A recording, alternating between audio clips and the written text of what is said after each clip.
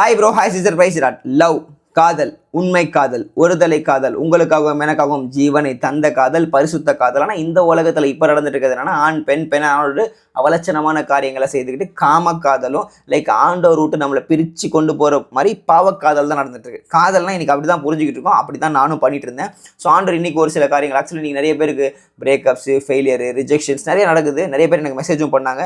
இதெல்லாம் ஏன் அப்படின்னா, ஓகே, ஒரே ஒரு விஷயம், நீங்கள் கெட்டு போகக்கூடாதுன்னு அவர் ஆசைப்படுறார். நான் வார்த்தைக்குள்ள போய் மீதி காரியங்களை தெளிவுபடுத்துறேன். யோவான் 3:14 எல்லாருக்கும் தெரியும். தேவன் தம்முடைய ஒரே பேர குமாரனை விசுவாசிக்கிறவனா அவன் கெட்டு போகாமல் நித்திய ஜீவனை அடையும்படிக்கு அவரை இயேசு கிறிஸ்துவை தந்தொருளி இவ்வளவாய் உலகத்தில் அன்பு கூர்ந்தார், உங்களை என்னையை மீட்கும்படியா. ஓகே, ஒரு சில விஷயங்கள் ரிஜெக்ட் பண்ணப்படுது அப்படின்னா, so please just go and ask God. அவரோட பிரசனத்தில் உட்காந்து முதலாவது தேவனுடைய ராஜ்யத்தை நீதியும் தேடுங்க.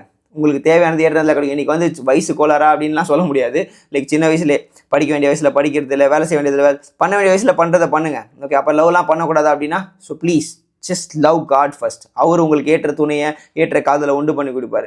இன்றைக்கி நம்மளே நம்ம இஷ்டத்துக்கு பண்ணுறோன்னு சொல்லி போய் தான் பிசாசு நம்மளை தப்பான வலையில் உள்ள வைக்கிறான். புரிய நினைக்கிறேன். ஒரு தலை காதலாக உங்களை நேசித்து உங்களை மீட்கும்படியா நீங்கள் கெட்டு போகக்கூடாதுன்னு அவர் ஆசையோடு இருக்காரு. அவரை போய் அக் பண்ணி ஐ லவ் யூ காட்னு சொல்லி அவர்கிட்ட கொடுத்துருங்க. அவர் ஏற்ற நேரத்தில் ஏற்ற காரியங்கள், ஏற்ற துணைகளை, ஏற்ற ஒரு காதலை, ஏற்ற ஒரு நேசத்தை உண்டு பண்ணி கொடுப்பார். உங்களுக்காக காத்திருக்காரு.